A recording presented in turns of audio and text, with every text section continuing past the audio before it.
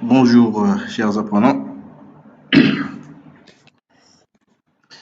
Alors aujourd'hui, nous allons parler d'une loi, d'une loi de variables aléatoires, une loi discrète. Donc, on l'appelle la loi binomiale. Donc, avant de comprendre le principe de la loi binomiale, il va falloir d'abord comprendre ce qu'on appelle un schéma de Bernoulli. Donc, un schéma de Bernoulli. Donc, je donne un exemple très simple.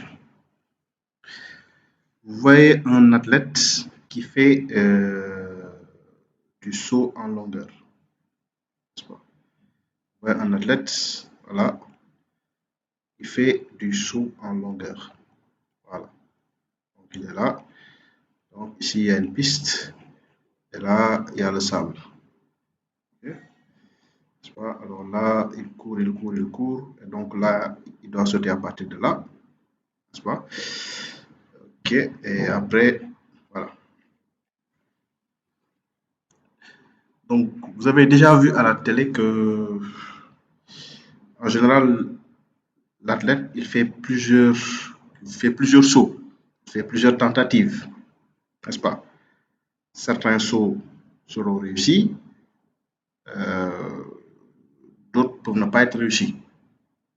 Si l'athlète est suffisamment fort, chanceux, si on veut, entre guillemets, il peut réussir tous ses sauts. Voilà. Mais il peut aussi arriver qu'il ne réussisse aucun des sauts. Et donc, c'est ce qui fait le caractère aléatoire de cette situation. C'est ce qui fait le caractère aléatoire de cette situation.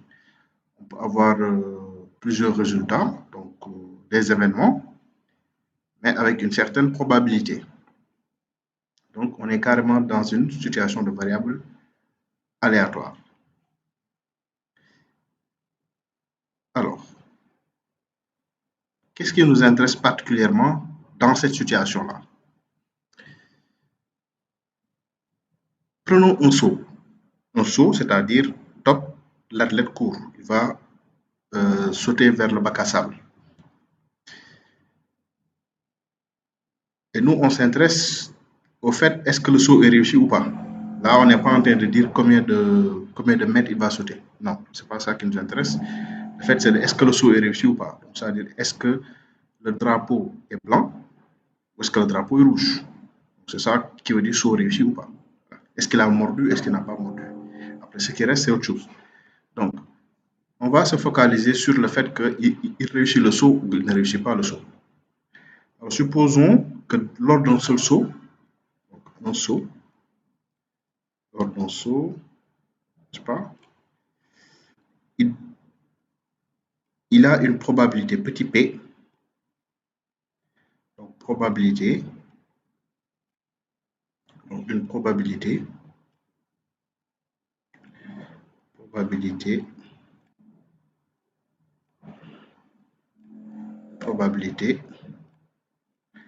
petit p de réussite. C'est la probabilité qui s'appelle petit p, hein, de réussite. De réussite.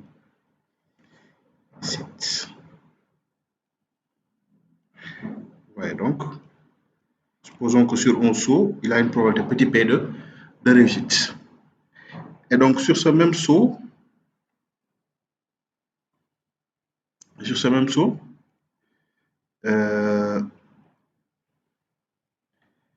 donc encadrons probabilité p de réussite, réussir le saut. Et sur ce même saut, il peut ne pas réussir ce saut. Donc, s'il ne réussit pas ce saut sur un même saut, la probabilité qu'il ne réussisse pas le saut, c'est la probabilité qu'on appelle Q, qui sera une probabilité complémentaire à P. Donc, Q égale 1 moins P de ne pas réussir.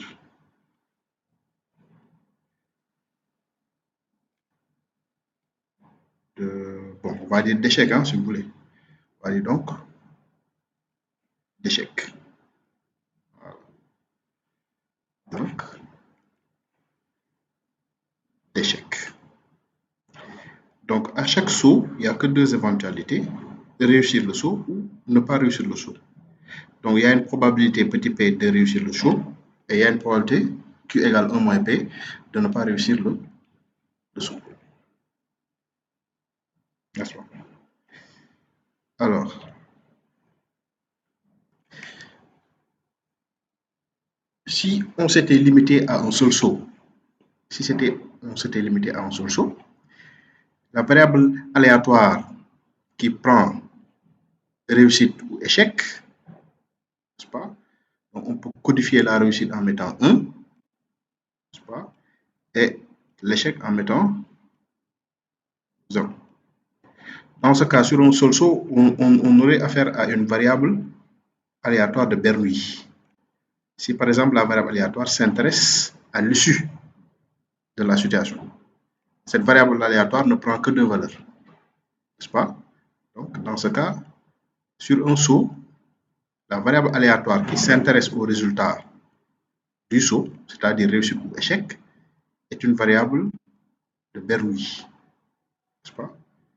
Donc, en référence au mathématicien suisse Jacques Bernoulli.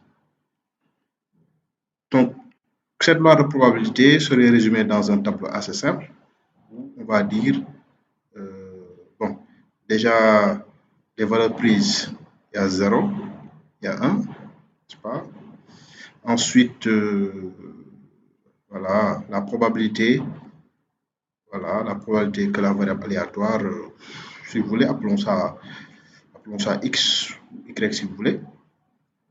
Voilà, Y, on va l'appeler Y ici. Donc, la probabilité que Y prenne une valeur, bon, les valeurs possibles, on va les noter K. K peut être égal à 0 ou 1. Okay. Donc, la loi de probabilité est résumée dans un tableau ici, n'est-ce pas? Et donc, P de Y est égal à K. Maintenant, K peut être 0 ou 1.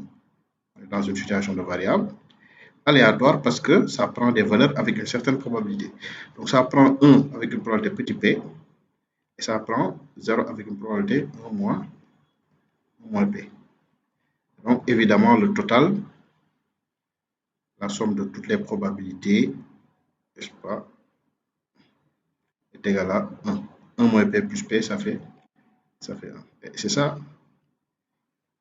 variable aléatoire, ici de Bernoulli.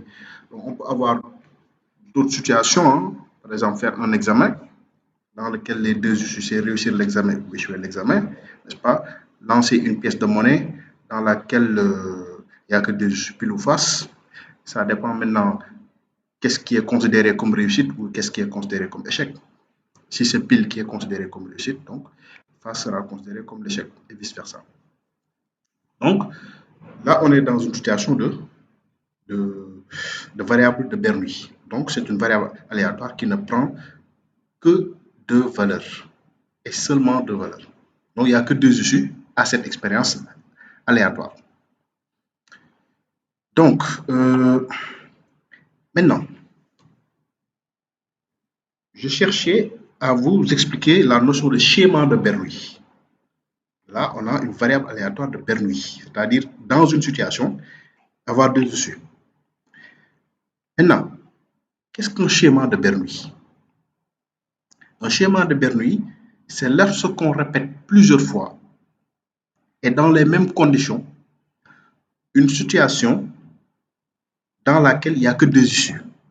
Je répète, un schéma de Bernoulli est réalisé lorsqu'on répète plusieurs fois jusqu'à un nombre fini et dans les mêmes conditions une situation qui n'a que deux issues. Donc, on pourrait dire que le fait de répéter plusieurs fois la même situation où on a affaire à une variable aléatoire de Bernoulli et à la même variable aléatoire de Bernoulli, on est en train de construire un schéma de Bernoulli. C'est pour ça que je suis en train de tout faire pour lever la confusion entre variable aléatoire de Bernoulli, n'est-ce pas, et schéma de Bernoulli. Schéma de Bernoulli, c'est répété plusieurs fois et dans les mêmes conditions, une même situation à deux issues. Donc, c'est faire du Bernoulli plusieurs fois, si vous voulez, en quelque sorte. Alors qu'une variable aléatoire de Bernoulli, c'est ponctuel, c'est une situation dans laquelle il n'y a que deux issues. Est-ce que vous voyez? Donc, ça veut dire que dans un schéma de Bernoulli, on a plusieurs fois la même situation de variable aléatoire Bernoulli qui revient. Est-ce que vous voyez? Donc, c'est ça la subtilité, c'est ça la différence entre les deux notions. Mais ces deux notions étroitement liées. Voilà. Maintenant, toujours par rapport à l'exemple du saut, là, on a, par exemple, supposons que on doit faire 5 sauts. Supposons que l'athlète doit faire 5 sauts. Voilà. Donc, on est aux Jeux Olympiques, on doit sauter 5 fois.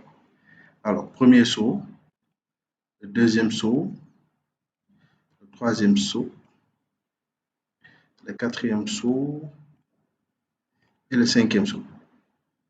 N'est-ce pas? Alors maintenant, des études statistiques sur une longue période euh, en analysant plusieurs fois cet athlète, ce même athlète, on se rend compte que à chaque fois qu'il fait un saut, c'est la même probabilité de réussir, n'est-ce pas, ce saut-là. Donc, par des procédés d'estimation statistique, on est arrivé à la conclusion qu'à chaque fois qu'il prend le départ pour sauter, il a une probabilité petit p de réussir ce saut-là. Et donc, évidemment, pour ce même saut, il a une probabilité 1 moins p de ne pas réussir. Et on considère que cette probabilité-là est toujours constante à chaque fois qu'il prend le départ. Donc, le fait que, euh, cet athlète saute 5 fois et dans les mêmes conditions, ça veut dire que c'est toujours la même probabilité de réussir, n'est-ce pas? Et de façon indépendante, on complète parce qu'à chaque fois qu'il prend le départ pour sauter, ce qui s'est passé dans le saut précédent n'a aucune influence sur le saut qui va venir, n'est-ce pas? Et même les sauts futurs n'auront pas d'influence si on inverse les causes et les conséquences sur les sauts précédents, n'est-ce pas? Et donc, dans le schéma de Bernoulli, il y a la notion d'indépendance.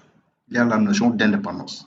À chaque fois qu'on agit, on agit comme si on recommençait dès le départ. Ce qui s'est passé avant n'a aucune influence sur ce qui va se passer après. N'est-ce pas? Ce qui va se passer après n'a aucune influence sur ce qui va se passer avant.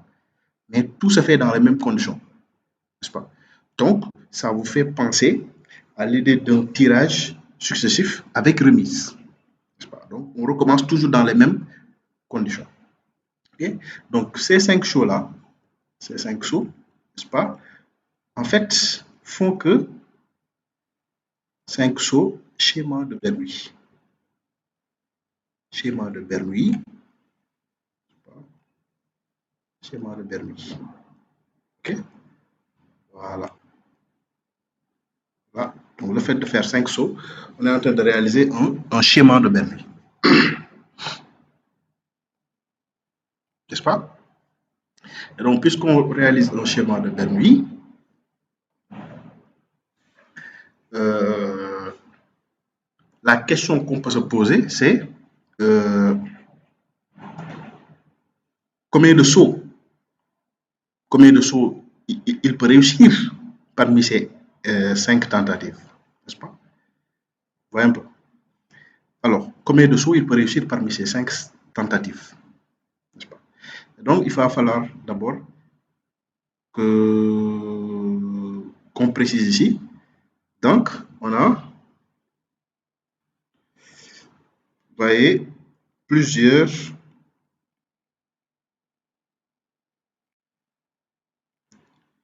situations,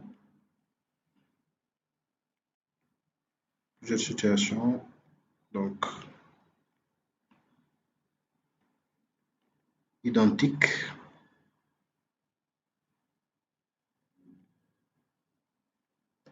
Plusieurs situations identiques. Plusieurs situations identiques de variables aléatoires de Bernoulli.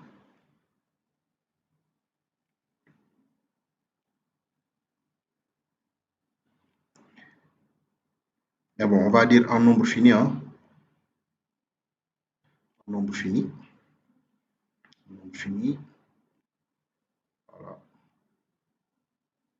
En nombre fini, sinon on serait dans des situations de convergence. Et là, c'est autre chose. Donc, en nombre fini. Donc, à chaque fois qu'il fait un saut, il peut réussir ou échouer. Donc, on va mettre 0 pour échouer, 1 pour réussir. À chaque fois, deuxième saut, ça peut être 0 ou 1. Troisième saut, ça peut être 0 ou 1. Quatrième saut, ça peut être 0 ou 1. N'est-ce pas? Et cinquième saut, ça peut être 0 ou 1.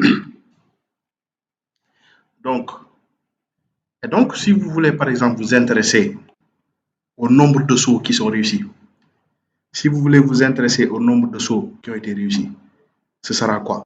Ce sera tout simplement sommer ces 5 situations-là, sachant que chaque situation peut donner 0 ou 1. N'est-ce pas? Si vous voulez connaître le nombre de sauts qui ont été réussis dans l'ensemble des 5 tentatives, c'est tout simplement de sommer tous les résultats qui ont été sortis à chaque saut. 0 pour pas réussi, 1 pour réussir. N'est-ce pas?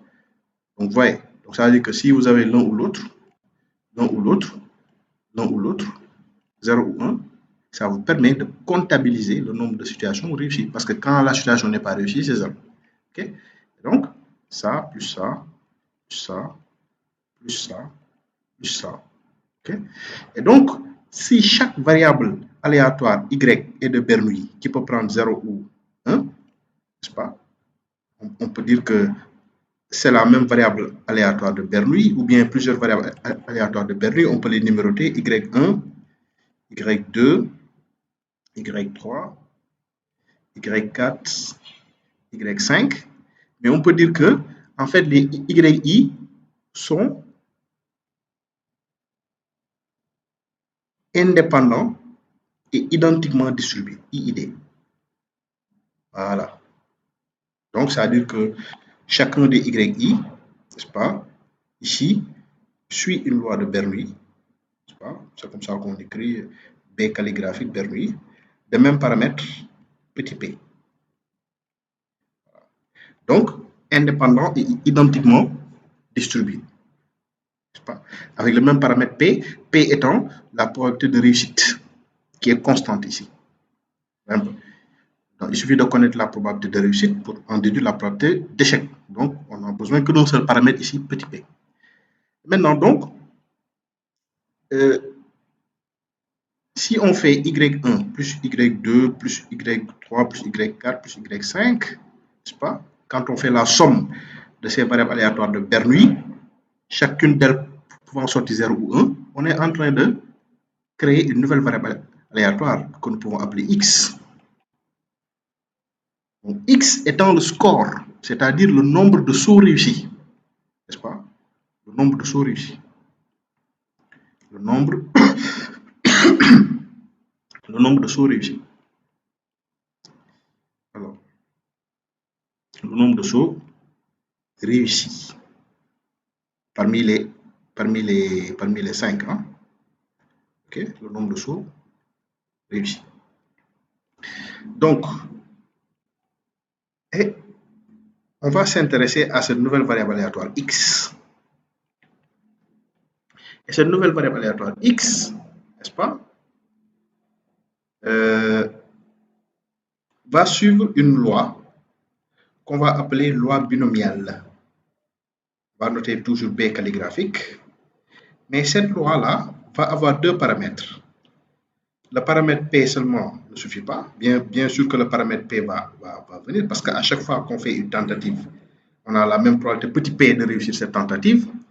Et l'autre paramètre, c'est n, le nombre de tentatives. Donc pour nous ici, en fait, Dans notre cas ici, n est égal à 5, le nombre de tentatives. Le nombre de sauts, pour cet exemple, n est égal à 5 ici. OK?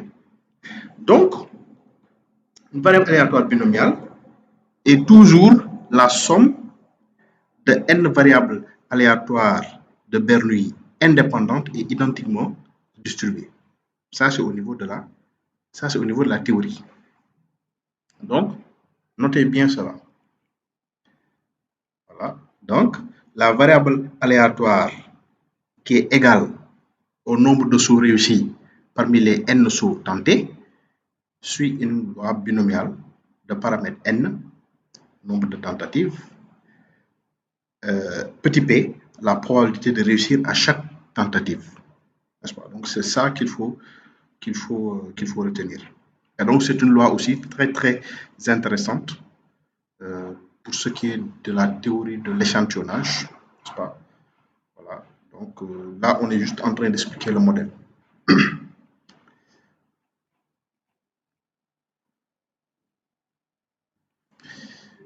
Maintenant, comment donner la loi de probabilité d'une variable aléatoire binomiale? Donc, x suit une loi binomiale de paramètres n et p.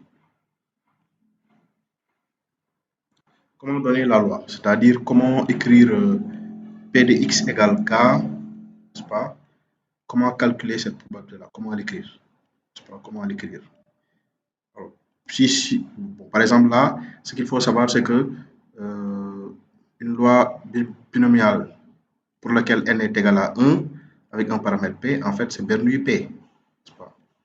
Bernoulli p. Là-bas, le problème de la loi était simple. On disait quoi? Que p de y égale 0 était égal à 1 moins p.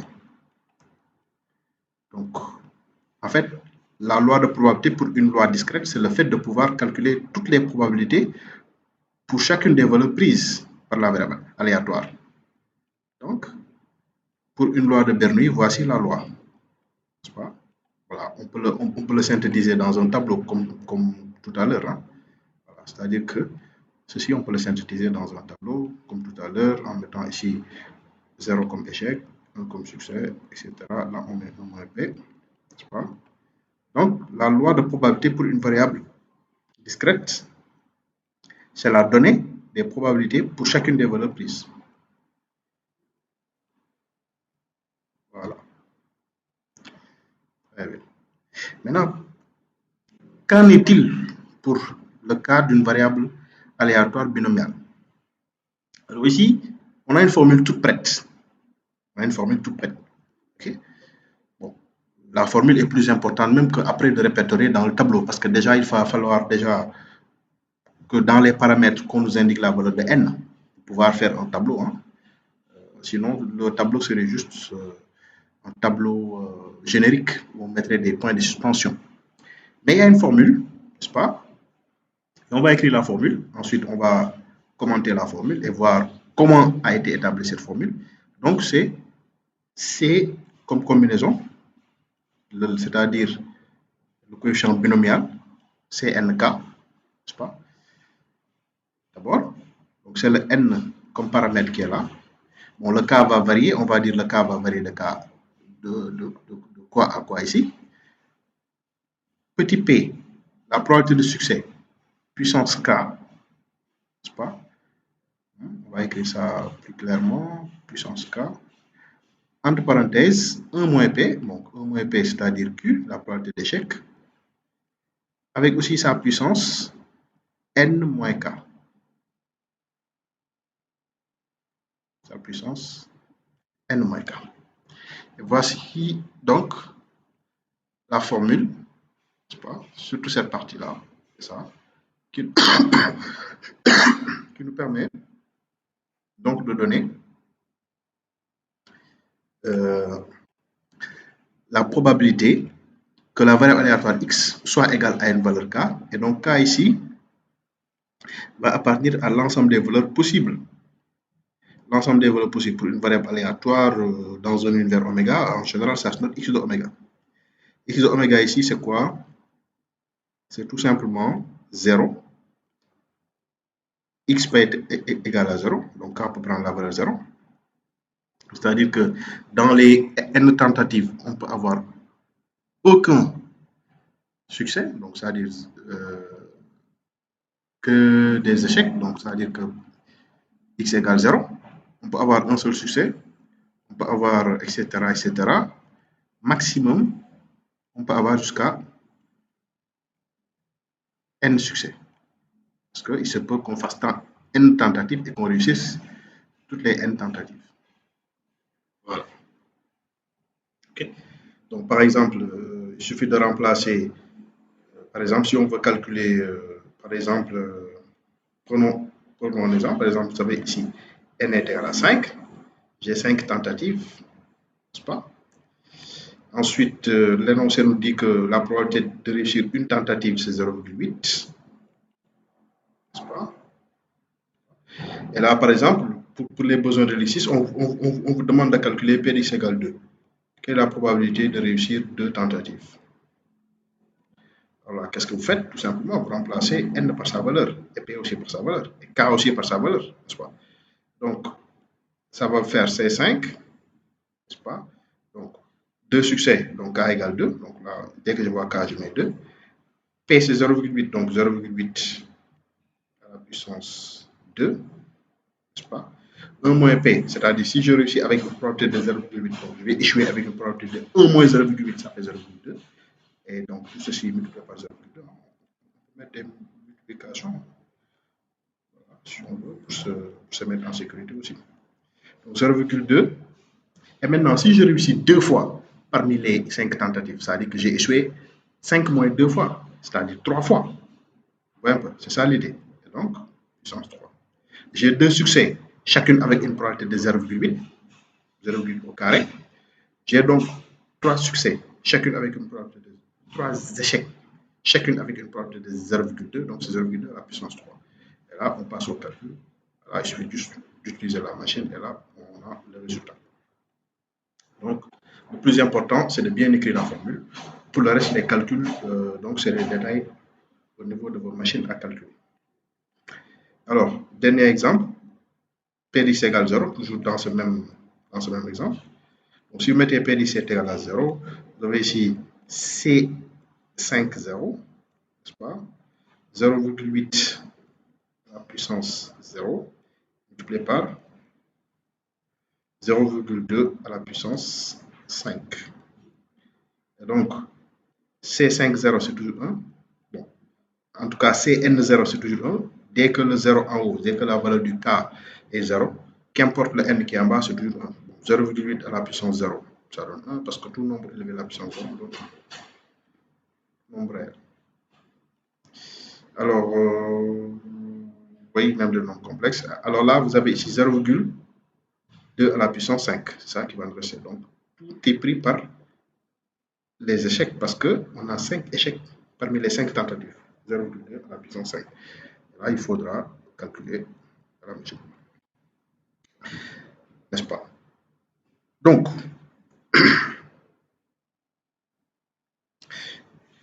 voici donc comment on applique comment donc on applique la formule de la loi binomiale pour pouvoir calculer les probabilités liées au nombre de succès et d'échecs. Hein, c'est selon. Alors maintenant, d'où vient cette formule? D'où vient cette formule? D'où vient la formule de la loi binomiale? D'où vient la formule? On va expliquer ça rapidement. La formule vient de, premièrement, de l'hypothèse d'indépendance entre les variables aléatoires de Bernoulli. L'hypothèse d'indépendance, n'est-ce pas? Identiquement distribuée. Donc, identiquement distribuée, ça veut dire que c'est la même variable aléatoire. Hein? Voilà, c'est les mêmes paramètres et la même forme de variable aléatoire. C'est Bernoulli avec les mêmes paramètres. Identiques. N'est-ce pas? Et donc, comment régler donc ce problème? Alors, prenons toujours l'exemple de n égale 5, toujours pour simplifier la compréhension, mais on peut généraliser après. Donc, on a ici la première tentative, la deuxième tentative, la troisième tentative, la quatrième tentative et la cinquième tentative. N'est-ce pas? Alors, supposons une situation où, par exemple, x est égal à 2. C'est-à-dire que on a, voilà, donc quand on met x est égal à 2, ça c'est un événement. C'est l'événement réussite deux fois, hein, deux réussites. C'est ça l'événement de réussite. C'est ça l'événement de réussite. Alors, deux réussites, c'est vague. Deux réussites, c'est vague. C'est-à-dire que là, on est dans une situation de tirage successif avec remise. On a réussi deux fois, mais quand? Quand est-ce qu'on a réussi? Est-ce qu'on a réussi les deux premières tentatives et tout le reste, on a échoué? Ou bien on a réussi le premier, on a échoué le deuxième, on a réussi le troisième et on a échoué pour le reste, on ne sait pas. Donc, il va falloir répertorier toutes les situations de deux réussites. Maintenant, prenons une situation où on a réussi deux fois. Un exemple de situation où on a réussi deux fois. On sait d'emblée qu'il y a plusieurs types de situations où on a réussi deux fois. Ça, on est d'accord sur ça. Maintenant, prenons un exemple de situation où on a réussi deux fois. Supposons que la personne a réussi, euh, euh, au niveau de la première tentative, n'est-ce pas, et de la deuxième tentative, mais a échoué euh, au troisième, quatrième et cinquième. Prenons cette situation. Donc, quand on est dans cette situation-là, la probabilité qu'on avait de réussir à la première, c'est P. Là aussi, c'est P, n'est-ce pas? Là, c'est 1 moins P comme probabilité, n'est-ce pas? Là, c'est 1 moins P comme probabilité. Et là, c'est 1 moins P comme probabilité. Parce qu'on a segmenté l'événement qui est ici, de réussir au premier, au deuxième, échouer au troisième, échouer au quatrième et au cinquième. Parce qu'on peut dire, cet événement-là, qu'on a ici sous nos yeux, qu'on a illustré ici, n'est-ce pas? C'est quoi? C'est réussir au premier et réussir au deuxième et réussir au troisième et réussir au quatrième et réussir au cinquième. Alors, C et font référence à une intersection d'événements. À une intersection d'événements. Chacune d'elles est un événement. C'est-à-dire réussir au premier est un événement qui s'est réalisé avec une probabilité P. Réussir au deuxième est un événement qui s'est réalisé avec une probabilité P. Échouer au troisième, à la troisième tentative est un événement qui se réalise avec une probabilité 1 moins P. N'est-ce pas? Hein? Échouer au quatrième est un événement qui se réalise avec une probabilité 1 moins P. Et échouer au cinquième est un événement qui se réalise avec une probabilité 1 moins P. Maintenant, échouer, réaliser tous ces événements-là suppose une intersection. Et puisqu'ils sont indépendants, n'est-ce pas? On a vu que deux événements A et B sont indépendants, rappelez-vous, n'est-ce pas? Donc, l'indépendance d'événements, on peut le noter avec le symbole orthogonal ici, mais au centre des événements, ça veut dire indépendant. P de A inter B, c'est égal à P de A multiplié par P de B. La probabilité de A, que A se réalise, multiplié par la probabilité que B se réalise.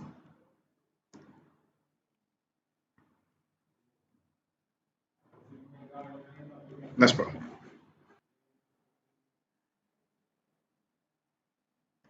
Voilà, donc,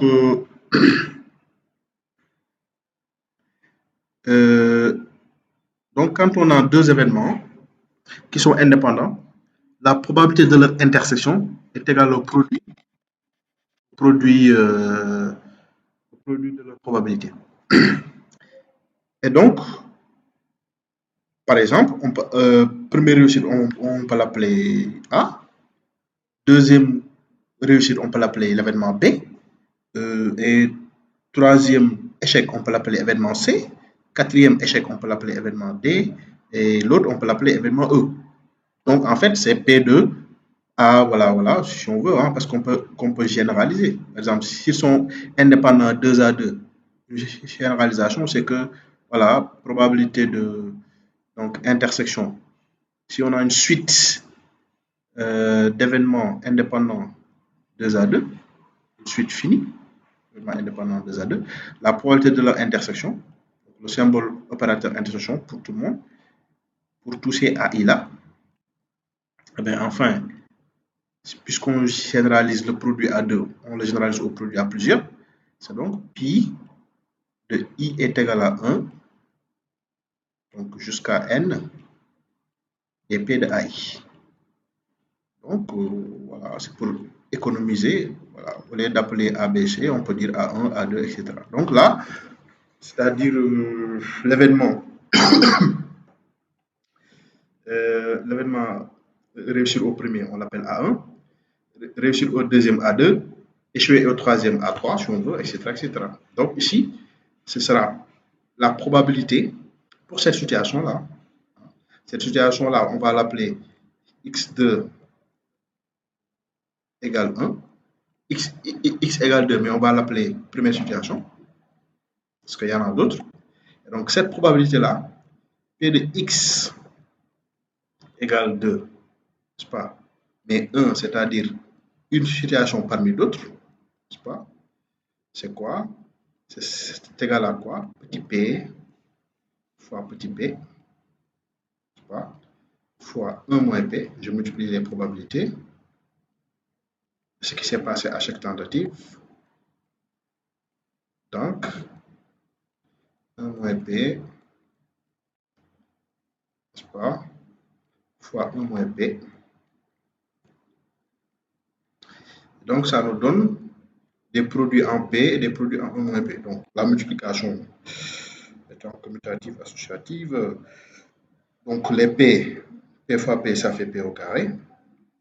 Et donc, ça se multiplie avec 1 moins P. Combien de fois? 3 fois, donc 1 moins P au cube. Ça, c'est une situation de réussite quand on réussit 2 tentatives. Maintenant, prenons une autre situation où on a réussi 2 fois.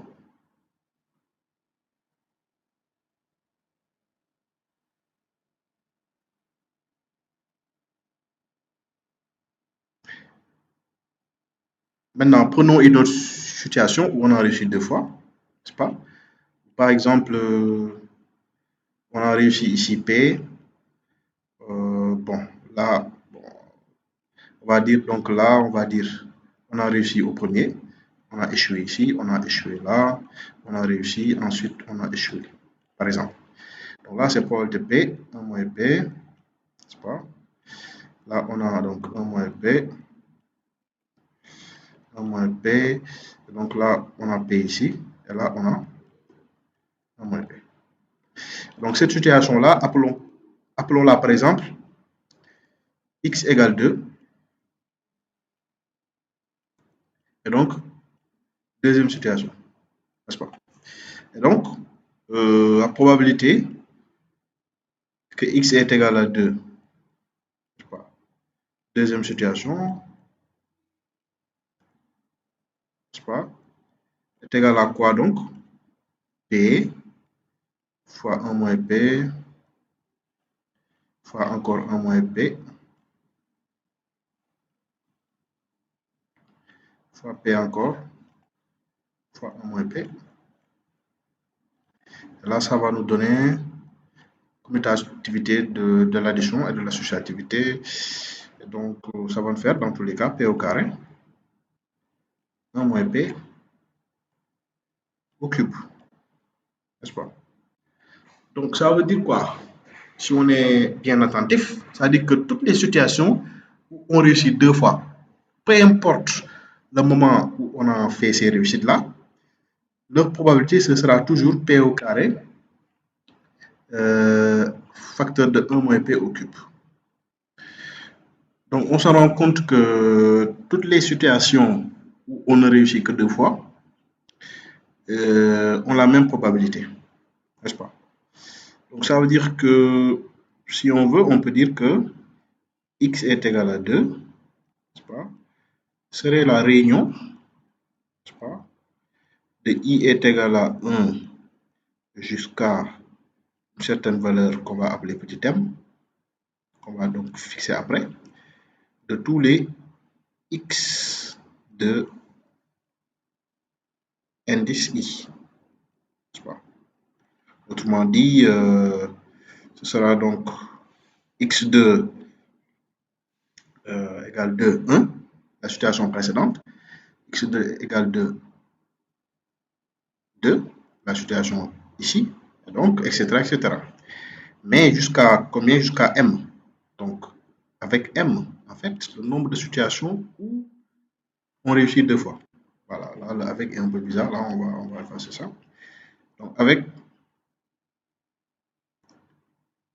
n'est-ce pas, m, donc qui est le cardinal, le nombre de ces situations-là, où on ne réussit que deux fois. Et là, on vous dit que ce sera C5,2.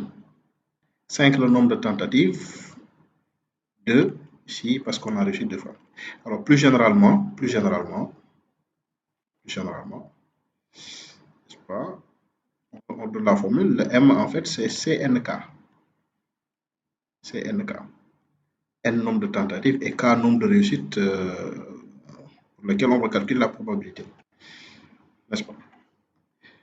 Alors, quand on regarde ici notre exemple, pourquoi C5,2?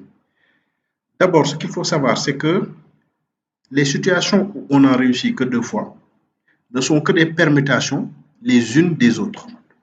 C'est-à-dire que c'est le même nombre de réussites, donc le même nombre d'échecs, mais pas au même moment. Est-ce que vous voyez?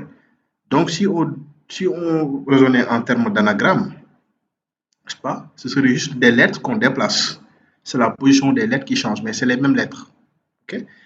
Maintenant, c'est un anagramme particulier. Par exemple, supposons que, voilà, échec, succès, on met S. Donc, on va se baser sur l'exemple ici de réussite. Par exemple, je prends les deux situations précédentes. Je prends les deux situations précédentes, c'est-à-dire que pour la première situation, c'est-à-dire x de 1, on avait une réussite à la première, réussite à la deuxième, ensuite échec, échec, échec, n'est-ce pas? Ensuite, la deuxième situation aussi, x2 égale 2, 2. On avait donc réussite, échec, n'est-ce pas? Échec, réussite, ensuite échec. Donc, on est bien d'accord que ces deux situations sont des permutations l'une de l'autre. Donc, si on raisonnait en termes d'anagramme, on a juste déplacé les lettres R, des lettres R et des lettres E. Maintenant, sauf qu'ici, c'est des anagrammes de mots où les mots ne sont pas tous distincts, où les lettres plutôt ne sont pas toutes distinctes. Il y a des lettres qui se répètent, il y a des lettres qui sont identiques. Par exemple, il y a 2 R et il y a 3 E. D'abord, si c'était 5 lettres distinctes, le nombre d'anagrammes, ce serait 5 factoriel, c'est-à-dire le nombre de façons de permuter ces 5 lettres distinctes. Bon, déjà, puisqu'on a 5 lettres, même s'il y a des lettres qui se ressemblent, qui sont identiques, mettons 5 factoriels. C'est le nombre de façons de permuter ces 5 lettres-là. Maintenant, il y a un problème parce que quand on a deux lettres qui sont identiques et qui se suivent, leur permutation entre elles n'est pas visible. Je répète, quand on a deux lettres identiques, trois lettres identiques, en tout cas, quand on a un enchaînement d'au moins deux lettres identiques, leur permutation entre elles n'est pas visible. En tout cas, au niveau de la lecture. Par exemple, quand je permute ces deux R là, supposons que je permute ces deux R, n'est-ce pas? Donc, je mets ici R, je mets encore ici R. Donc, j'écris aussi les autres E. Pour celui qui regarde, il a l'impression qu'on n'a rien fait. Donc, le fait de permuter ces deux R là, en fait que j'ai plus de permutations qu'en réalité j'en ai. N'est-ce pas? Parce que les deux lettres sont identiques, la permutation n'est pas visible. Donc, elle n'a pas d'effet. Donc, si je les considère comme une permutation, au niveau de ma lecture, c'est comme si j'en ai plus, alors qu'au niveau de la lecture, moi, je n'en vois pas le changement. Donc, si c'était par exemple une lettre R qui est rouge et une lettre R qui est verte, là, il n'y a pas de problème. Okay. Mais puisque ils sont identiques au niveau de la lecture, au niveau de l'observation, la permutation n'est pas visible. Donc, ça veut dire que dans ces 5 factoriels-là, qui contiennent bien sûr la permutation dans le cas où on pouvait différencier les deux R, je dois diviser par 2 factoriels, pas 2 factoriels étant le nombre de façons de permuter les deux là, pas, entre eux, de sorte que si je divise par 2 factoriels, je vais éliminer le surplus de permutation. Est-ce que vous voyez? Et là, je vais faire de même aussi pour les 3E.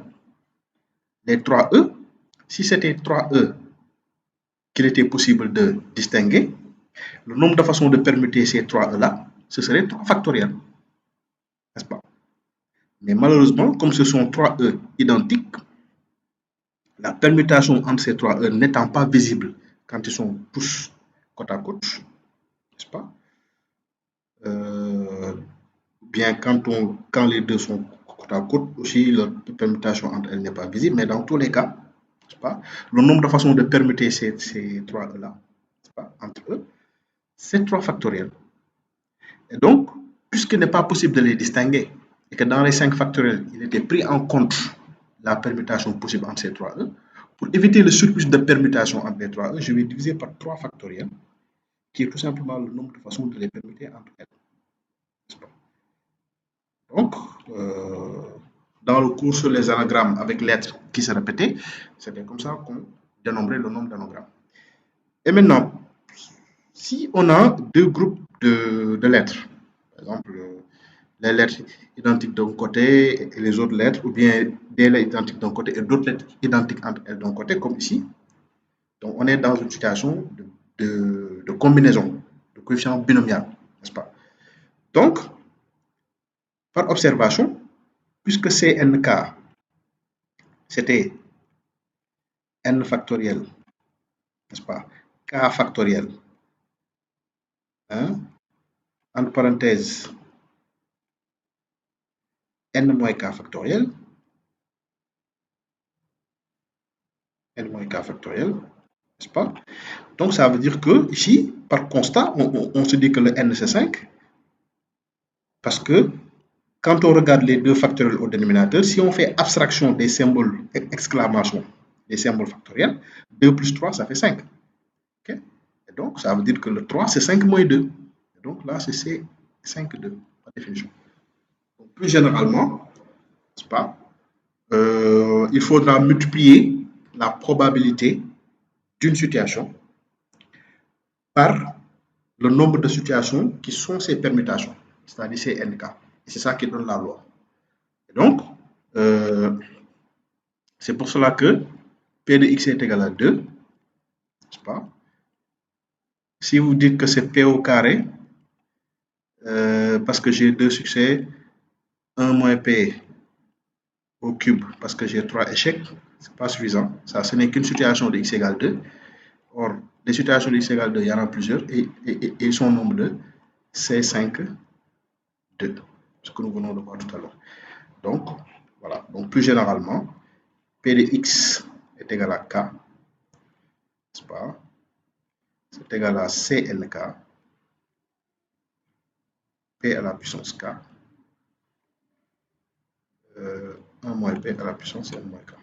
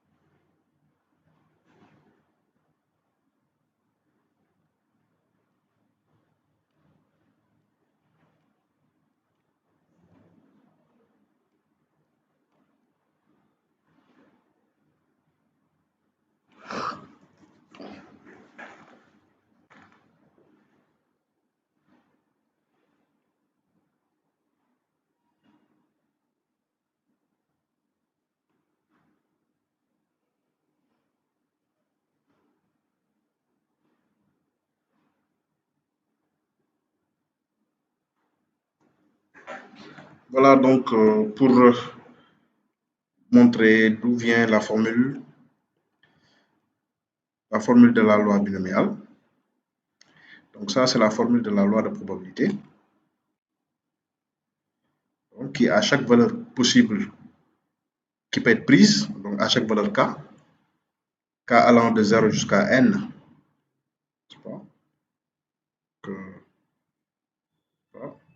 c'est ça qu'on appelle loi de probabilité. Là, pour une variable aléatoire de type binomial.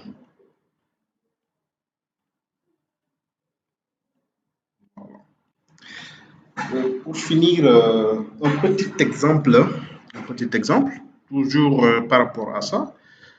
Pour si x est égal à 2, on aurait pu, par exemple, le modéliser par exemple, un commercial. Par exemple, voilà, qui démarche des clients. Un commercial qui démarche des clients. Alors, à chaque fois qu'il démarche, il a une probabilité de 0,8, P égale 0,8, de conclure. C'est-à-dire qu'il parvienne à un accord à la fin de l'interaction. Donc, une probabilité de P égale 0,8, donc de conclure le contrat. Et donc, si par exemple, il démarche 5 clients, si le commercial démarche 5 clients, ok, et à chaque fois qu'il démarche un client, la probabilité de conclure est de 0,8, P égale 0,8, constant. On vous demande quelle est la probabilité. Par exemple, voilà, au lieu de 7 égale à 2, on va être plus optimiste. On va dire quelle est la probabilité qu'ils réussissent à démarcher 3 clients, qu'ils réussissent à conclure avec 3 clients. Ok. Alors là, c'est quoi? C'est tout simplement, si vous avez bien compris tout ce qu'on a expliqué, c'est tout simplement C5, 3, 0,8 à la puissance 3, n'est-ce pas? Et puisqu'il a réussi avec 3 clients, il a échoué avec 2 clients, mais avec une probabilité de 0,2 à chaque fois, donc 0,2 à la puissance 2. Et ça, vous faites le calcul, ça vous donne la probabilité. Donc ça, c'est un exercice intéressant, n'est-ce pas? Juste pour essayer de voir comment, voilà, comment dans les sciences de gestion, on peut utiliser les lois de probabilité. Voilà, donc je vous remercie et donc n'oubliez pas cet exemple commercial qui démarche. Voilà, pour ceux qui sont dans les sciences de gestion, ça peut les aider. Et donc, je vous donne rendez-vous pour de prochaines vidéos. D'ici là, aimez, partagez la vidéo. Alors, votre serviteur, Dr Papa Momar Fall, comme toujours. Donc, je suis là pour quand même voilà, expliquer plus en profondeur certaines notions, voilà, pour montrer que si on fait un peu plus attention aux détails, on se rend compte que c'est accessible à tout le monde. Alors, je vous remercie et à la prochaine.